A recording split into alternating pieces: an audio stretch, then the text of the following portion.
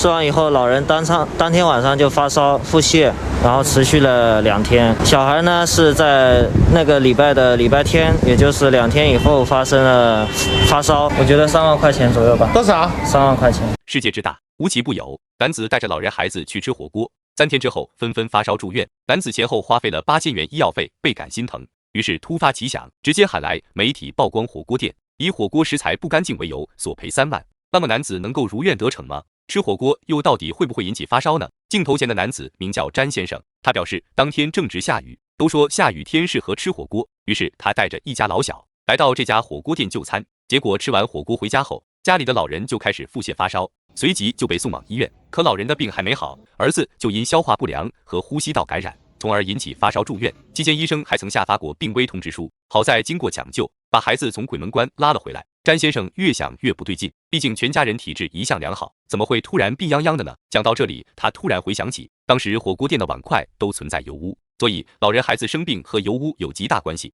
餐具上面是有油污的，而且我们让他发现了2回，让他换了2次餐具，那么后面造成这个病情这个结果，我觉得跟他们店里面是非常有关系的。詹先生表示，如今老人和孩子的医药费已经足足花了8000元，他认为这笔钱应当由火锅店负责，而且还应当额外补偿，还给老人和孩子一个公道。于是上门讨说法，索赔3万。对此商家怀疑人生，只是吃一顿火锅，怎么可能引起发烧，甚至还会危及生命呢？而且孩子生病是在吃完火锅3天之后，这里面有很多不确定因素，很有可能和家长照顾不周有关，所以果断拒绝赔偿。他认为是证据不够，因为我们小孩的话确实是过了几天，但是因为我觉得是小孩吃的比较少，然后他这个东西有一个潜伏期也说不准的。但在詹先生看来，生病都需要一个潜伏期，如果不是火锅店的盘子存在油污等卫生不合格的情况，根本就不会触发病源，从而引起发烧。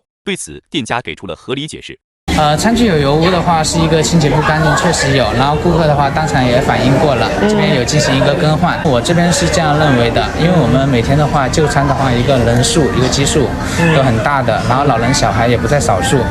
然后你说就一个餐具问题的话，它是不会造成这样的一个结果的。店家经理表示，当时那些存在油污的盘子，他们都及时进行了更换，所以光凭一个餐具问题是不会引起发烧的。他认为詹先生找的理由太过牵强，而且也没有证据证明孩子发烧和火锅店有关，他就大闹火锅店，让火锅店无法继续做生意。火锅店经理无奈下，只好让詹先生说出赔偿诉求。詹先生表示，孩子从发烧到住院，足足住了12天，先后花了8000元医药费，外加为了照顾孩子，自己和妻子都向公司请了假，这期间的工资也需要火锅店来负责，所以累计下来，向火锅店索赔3万元并不算多。但店家经理闻言，直接想都没想就拒绝赔偿。首先，詹先生还没拿出证据证明孩子发烧和火锅店有关，他们是出于同情才给詹先生提出诉求的机会。没想到詹先生如此贪心，索要医药费就算了，还要外加误工费。他们火锅店虽然挣钱，但也不能当这个大冤种。如果詹先生依旧想狮子大开口，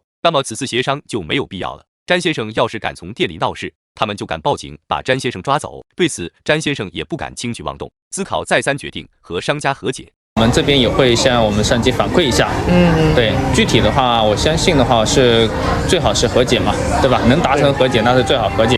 而故事的最终，商家对詹先生进行了相应补偿，但这并不代表商家存在错误，而是他们想息事宁人，不要因为詹先生前来闹事，从而影响了生意。故事至此结束，我们下期再见。